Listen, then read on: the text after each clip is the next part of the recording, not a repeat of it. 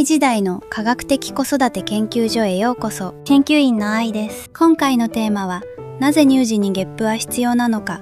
医学的根拠と最新の研究についてです。保護者の皆さんは、授乳やミルクの後に、眠い目をこすりながらお子さんの背中をトントンし続ける時間に、ふとこんな疑問を抱いたことはありませんか？そもそも、なぜこんなに一生懸命ゲップを出させなきゃいけないんだろう？もし出なかったら、この子の体の中で何が起きるの？と、実はこのゲップという一見シンプルな習慣の背後には、赤ちゃんの体の未発達な構造と、それを守るための重要な医学的理由が隠されています。今日は最新の医学的知見や名誉クリニックなどの信頼できる情報をもとに、ゲップのメカニズムを徹底的に解剖していきましょう。赤ちゃんの胃は未完成である。まず、私たちが理解しなければならないのは、赤ちゃんの胃の形と機能が大人のそれとは全く異なるという点です。皆さんは大人の胃がどのような形をしているか想像できますか？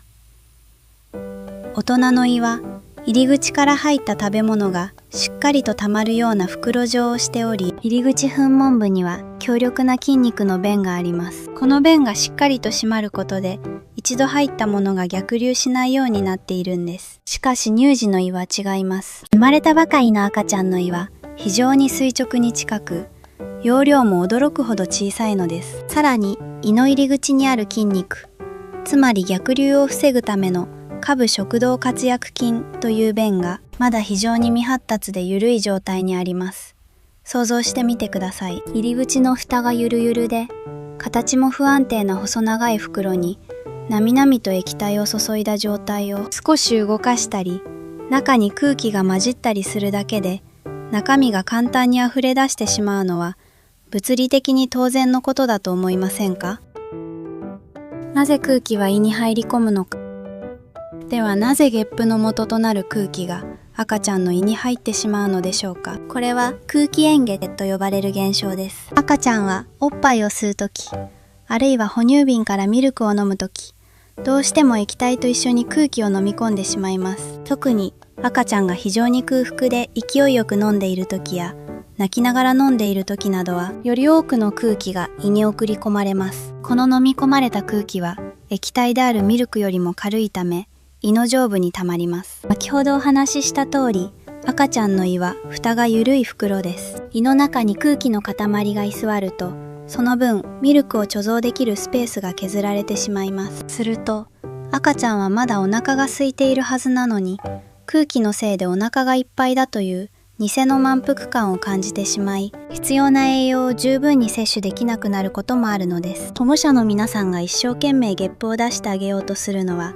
単に空気を出すためだけではなく、お子さんが本当に必要な量の栄養を快適に摂取できるようにするためでもある、と考えると、あのトントンの時間も少し意味深く感じられませんか？医学的リスク、不快感と逆流。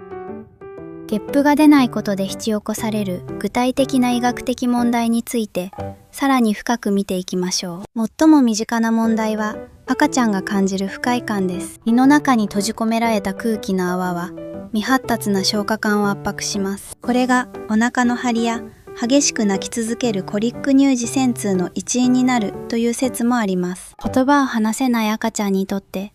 胃の中の圧迫感は、私たちが想像する以上に不安で苦しい経験かもしれません。そしてより注意が必要なのが、吐き戻し逆流です。胃の中に溜まった空気が、何かの拍子に、あるいは自然に上がってこようとするとき、蓋の緩い胃の入り口を通り抜けます。その際、空気だけが抜ければよいのですが、どうしても上にあるミルクも一緒に押し出されてしまいます。皆さんも、赤ちゃんの口からミルクがたらーっと溢れたり、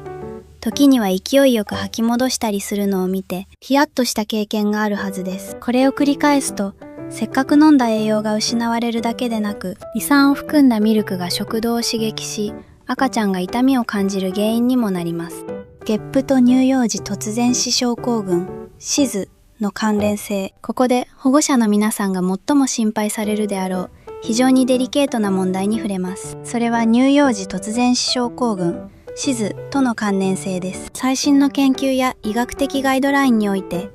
ゲップそのものが直接的にシズを引き起こすと断定されているわけではありません。しかしゲップと安全な睡眠環境には間接的ですが重要なつながりがあります。赤ちゃんをゲップをさせずにそのまま仰向けに寝かせたとしましょう。もし寝ている間に大きな吐き戻しが起きたらどうなるでしょうか。仰向けで寝ている場合、吐き戻したミルクが喉に詰まったり、最悪の場合、気管に入り込んで窒息や誤嚥性肺炎を引き起こすリスクがゼロではありません。背中をトントンして空気を抜いてあげるという行為は、睡眠中のこうした物理的な事故を防ぐための非常に有効な防衛策なのです。メイヨークリニックなどの公的機関がゲップを推奨するのは、赤ちゃんの快適性向上とともに、こうした重大なリスクを最小限に抑えるという意図があります。ただしここで一つ、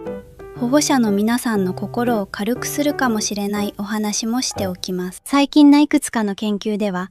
もし赤ちゃんを10分から15分ほど立て抱きにして、それでもゲップが出ない場合は、無理にそれ以上続ける必要はないとも言われています。立て抱きにしていること自体が、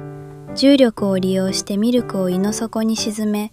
空気を上に逃がす手助けになっているからです。絶対に出さなきゃ寝かせられないと、自分を追い詰めすぎる必要はありません。大切なのは空気を抜く努力をすることと、もし出なくても逆流のリスクを減らすための時間をしっかり作ってあげることなのです。科学的に正しいゲップのさせ方では、医学的根拠に基づいた効果的なゲップのさせ方を再確認しましょう。メイヨークリニックなどの専門機関が推奨する代表的な方法は以下の3つです。1、肩に乗せる方法。赤ちゃんの顎をあなたの肩に乗せ、片手で赤ちゃんを支えながら、もう片方の手で背中を優しく叩くかさすります。この時、赤ちゃんの体を少しだけ前傾させるのがコツです。これにより胃の入り口が垂直になり、空気が逃げやすくなります。2、膝の上に座らせる方法。赤ちゃんをあなたの膝の上に横向き、あるいは前向きに座らせます。片方の手で赤ちゃんの胸と顎をしっかりと支え、首を絞めないように注意してください。もう片方の手で背中を叩きます。前傾姿勢を作ることで、胃への適度な圧迫が加わり、ゲップが出やすくなります。3、うつ伏せにする方法。あなたの太ももの上に、赤ちゃんをお腹を下にして横たわらせます。赤ちゃんの頭が体より高くならないように注意しながら、背中を叩きます。どの方法においても共通して重要なのは、叩くというよりは優しくカップ状にした手でリズムよく振動を与えるイメージです。また、ゲップと一緒にミルクが出てくることが多いため、常にガーゼやタオルを用意しておくことを忘れないでくださいね。保護者の皆さんへのアドバイス。さて、ここまで医学的な側面をお話ししてきましたが、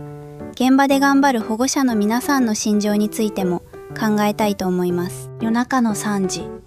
ようやく赤ちゃんが眠りについたのに、そこからさらに15分も20分もゲップのために格闘するのは本当に過酷なことです。もう寝かせてしまいたい。どうしてうちの子はゲップが下手なんだろうと、申し訳なさと疲れで涙が出そうになる夜もあるでしょう。でも知っておいてください。赤ちゃんがゲップを出すのが下手なのは、その子が悪いわけでも、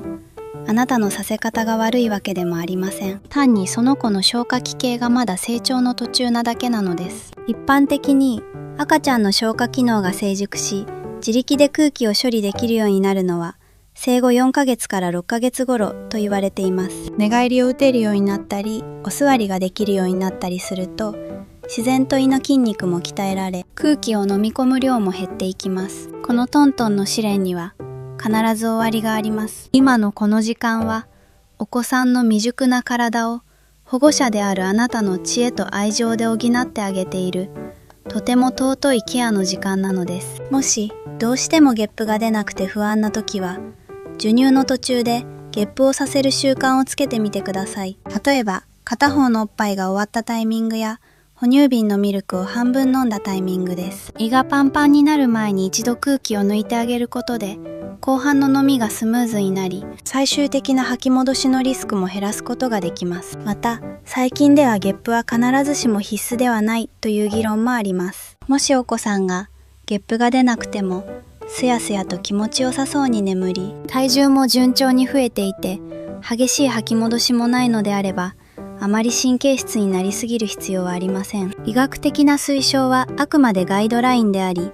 目の前のお子さんの状態こそが最も重要な正解です。まとめ、いかがでしたでしょうか？今回の内容をまとめると、乳児の胃は垂直で、入り口の弁が緩いため、物理的に逆流しやすい構造である。授乳時に飲み込んだ空気が胃を圧迫し、不快感や偽の満腹感、激しい吐き戻しを引き起こす。ゲップをさせることは、睡眠中の窒息リスクなどを間接的に減らすための重要な安全策である。生後46ヶ月頃には、体の発達とともにゲップの必要性は自然と減っていく。科学的な根拠を知ることで、毎日の育児ルーティーンが少しでも納得感のあるものに変われば幸いです。最後になりますが、皆さんの体験もぜひ教えてください。うちはこの体勢だと確実に出る。ゲップが出なくてこんなに悩んだけどいつの間にか気にならなくなったといったエピソードや、今まさに直面している悩みなどコメント欄で共有していただけると嬉しいです。他の保護者の方々にとってもあなたの経験が大きな支えになるはずです。今回の内容が役に立ったと感じられた方はぜひいいねボタンを押してください。そしてこれからも最新の科学的エビデンスに基づいた子育て情報をチェックしたい方はチャンネル登録をよろしくお願いいたします。 AI 時代の科学的子育て研究所はデータと愛情の両面から皆さんの子育てを全力で応援しています。それではまた次のテーマでお会いしましょう。研究員の愛でした。